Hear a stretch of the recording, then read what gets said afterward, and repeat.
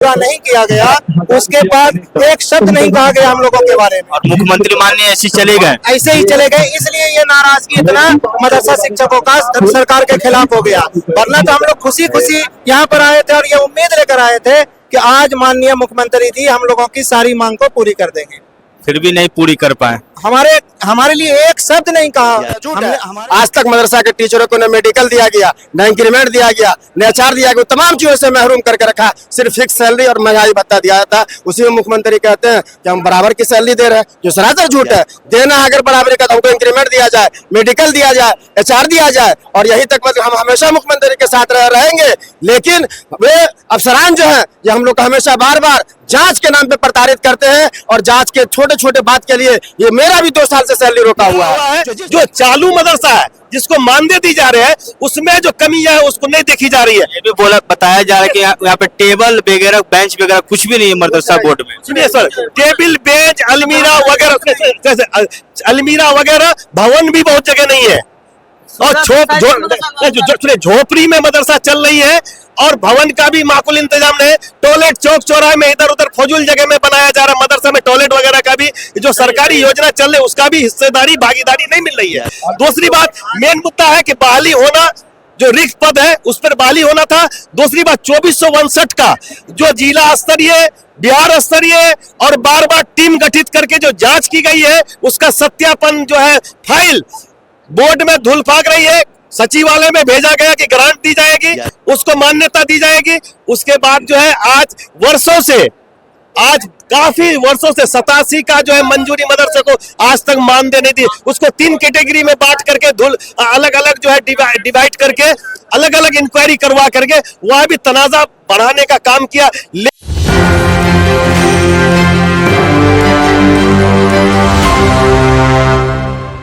नमस्कार, मैं राहुल कुमार, आप देख रहे हैं न्यूज़ 24। मैं इस वक्त मौजूद हूँ ज्ञान भवन में, जहाँ आज मदरसा बोर्ड का 100 वर्ष शताब्दी समारोह मनाया जा रहा है। यहाँ पे विभिन्न इलाकों से और कई जिलों से मुसलमान आए, उनसे बात करेंगे। जो ये वर्षगांठ मनाया जा रहा है 100 वर्ष, माननीय मुख्यमंत्री ने क्या संदेश दिया?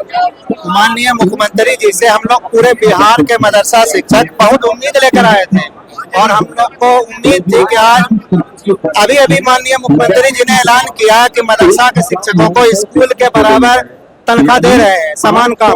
लेकिन जमीनी हकीकत ऐसा नहीं है।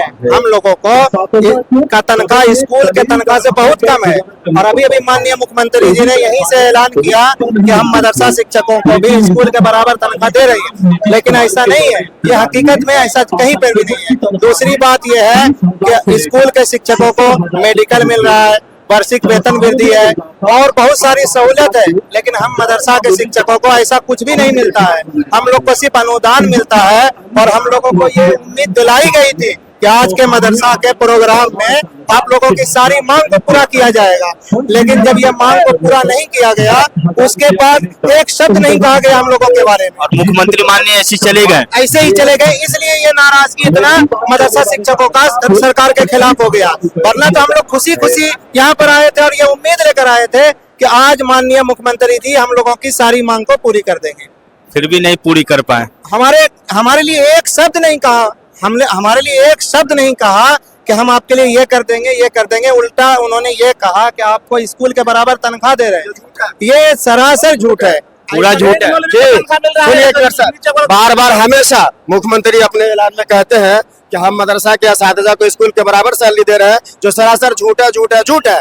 आज तक मदरसा के टीचरों को न मेडिकल दिया गया, न इंक्रीमेंट दिया गया, न एचआर दिया गया, तमाम चीजों से महरूम करके रखा। सिर्फ फिक्स सैलरी और महंगाई भत्ता दिया था। उसी में मुख्यमंत्री कहते हैं कि हम बराबर की सैलरी दे रहे हैं, जो सरासर झूठ है। देना अगर बराबरी का तो हमको इंक्रीमेंट दिया जाए, मेडिकल दिया जाए, एचआर दिया जाए, और यही तक मतलब हम हमेशा मुख्यमंत्री के साथ रहेंगे। लेकिन वे अफसरान जो है ये हम लोग को हमेशा बार बार जांच के नाम पे प्रताड़ित करते हैं, और जांच के छोटे छोटे बात के लिए ये मेरा भी 2 साल से सैलरी रोका हुआ है। जो जिस टेबल पर जाता है 6 महीना वही पड़ा रह जाता है। 2 साल से तकरीबन पूरे बिहार के 200-250 मदरसा के ऐसे टीचर जिसको सैलरी नहीं दिया जा रहा, सैलरी जानबूझ करके रोका गया है। आप डायरेक्ट एक बात बता रहे हैं, मुद्दे की बात हम लोग को करना है। मेन बात यह है कि आज जो पूरे बिहार से असातिज़ा और मदरसे के मदरसीन जो आए थे, ये उम्मीद थी कि आज मुख्यमंत्री 100 साल का जो प्रोग्राम में कुछ नए सौगात मुसलमानों के मदरसे और मुसलमानों के हित में कुछ वो घोषणा करेंगे। ये बहुत बड़ी मजबूत उम्मीद थी। लेकिन सबसे बड़ी बात है, सबसे बड़ी बात है कि मदरसे का जो मामला है, अभी जितने मदरसे यानी मानदेय भुगत मदरसा है, जितने मदरसे को मानदेय दी जा रही है, उस मदरसे में किसी मदरसे में एक टीचर है, किसी में बिल्कुल नील हो चुकी है।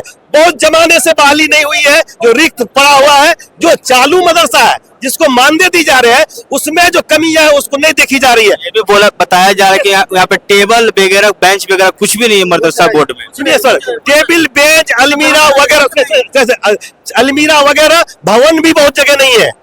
और झोपड़ी में मदरसा चल रही है और भवन का भी माकूल इंतजाम नहीं। टॉयलेट चौक चौराहे में इधर उधर फजूल जगह में बनाया जा रहा मदरसा में टॉयलेट वगैरह का भी जो सरकारी योजना चल रही है उसका भी हिस्सेदारी भागीदारी नहीं मिल रही है।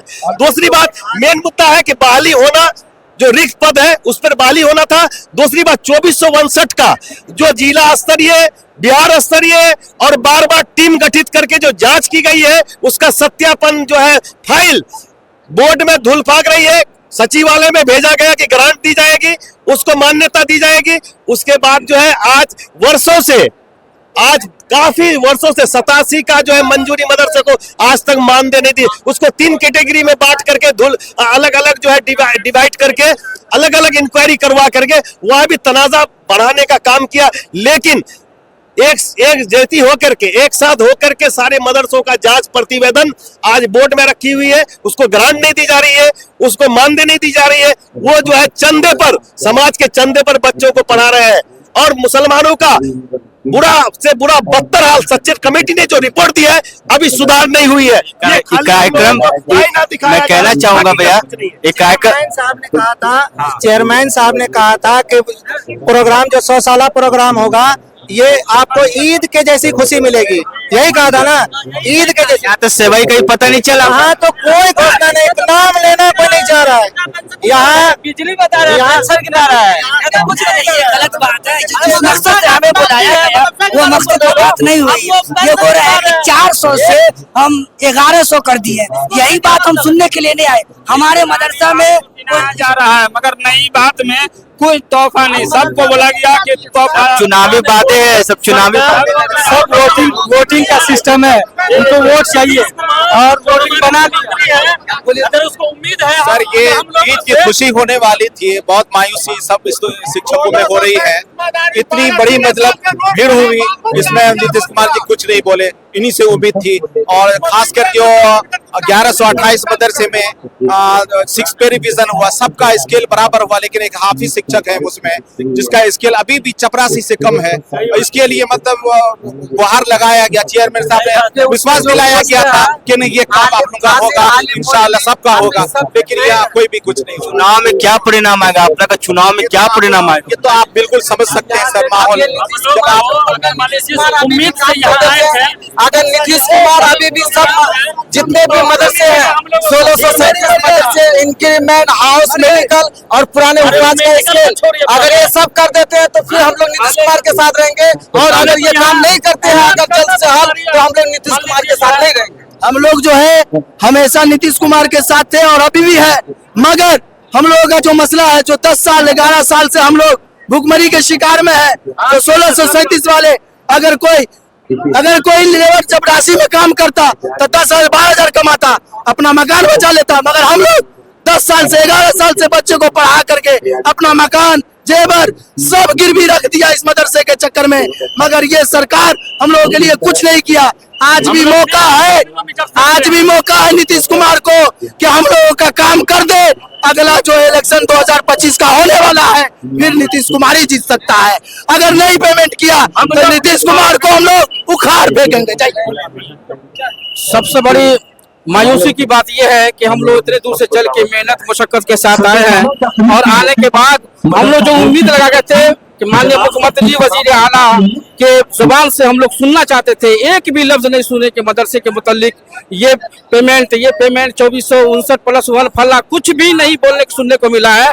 हम लोग मायूस हो गए। पटना की धरती से हम लोग मैं मधुबनी से आया हूँ, पूरा ईद की खुशी मिलेगी, लेकिन ईद की खुशी मिलेगी यहाँ दिल तोड़ करके मायूस कर दिया गया। हम लोग मायूस होकर के जा रहे पूरे पटना की धरती से, जितने भी उलमाए किराम आए हैं सबका दिल टूटा हुआ है। और देखते हैं कुछ दिन टाइम दिया जा रहा है, अगर नहीं हुआ तो यकीनन इसकी बद्दुआ और इसकी जो भी हम लोग को बुलाया उसके ऊपर जरूर लगेगी। अगर खुशी देगी तो खुशी मिलेगी, और नहीं हम लोग के दिल को को दुआ। उलमाए किराम की बहुत खतरनाक होती है, इसलिए आपने इस गर्मी में शिद्दत में बुला करके कौन कहाँ है क्या है नहीं है, किस मुसीबत के साथ तनख्वाह भी नहीं मिलती है, चंदा लेकर के अपने घर से कर्जा लेकर के लोग हम लोग आए हैं, लेकिन आज तक नहीं मिला है। जो खुशी की उम्मीद थी आज माननीय मुख्यमंत्री जी के जुबान से एक लफ्ज नहीं मिला है हम लोग को जो तसल्ली हासिल हो। मैं इसीलिए इसके लिए तमाम उलमाए किराम हम लोग शर्मिंदा करते हैं, अफसोस करते हैं।